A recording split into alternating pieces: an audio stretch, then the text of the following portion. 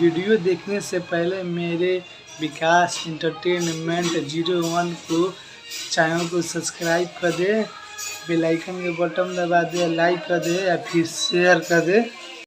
आज 5 दिन से सब कलाकार के मार्केट में गाना आ चुका है, मगर किसी का गाना बाज नहीं रहा है।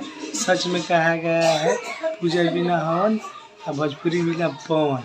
क्या हो गया, गाना पहले नहीं आया पहुँच में था, मगर तो हम लोग तो पुराने गाना से एंजॉय कर रहे हैं। सुनिए, मेरा घर में बाज रहा है बिंदी।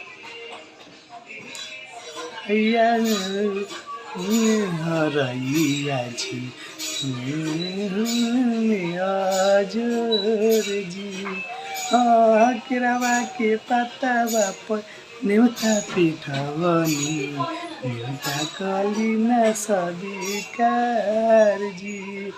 कौन भैया गाना सुन के बहुत मज़ा आता है, इतना एंजॉय मिलता है। भक्ति गाना पर सोच लीजिए। अब हुआ इंतज़ार के घड़ी ख़त्म। कल 25 तारीख को गाना सुबह में 6:30 में हम लोग का सुनने को मिल जाएगा। लिखा है अरुण बिहारी।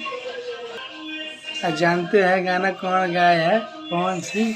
और हिंदी का एक बहुत बड़ी सिंगर गाई है साधना सरगम।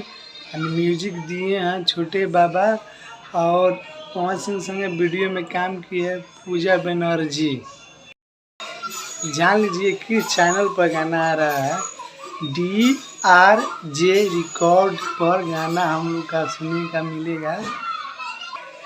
अब मिलते हैं कल वीडियो में रिकॉर्ड के साथ। फिर वीडियो बनाएंगे। छठ का रिकॉर्ड बनना चाहिए। पहले मेरे चैनल को सब्सक्राइब करें, शेयर करें, कमेंट करें प्लीज़ भाई। मेरे भी चैनल को बढ़ाइए आगे। मेरा चैनल साथ नहीं हुआ है विकास एंटरटेनमेंट 01 को। चलते हैं।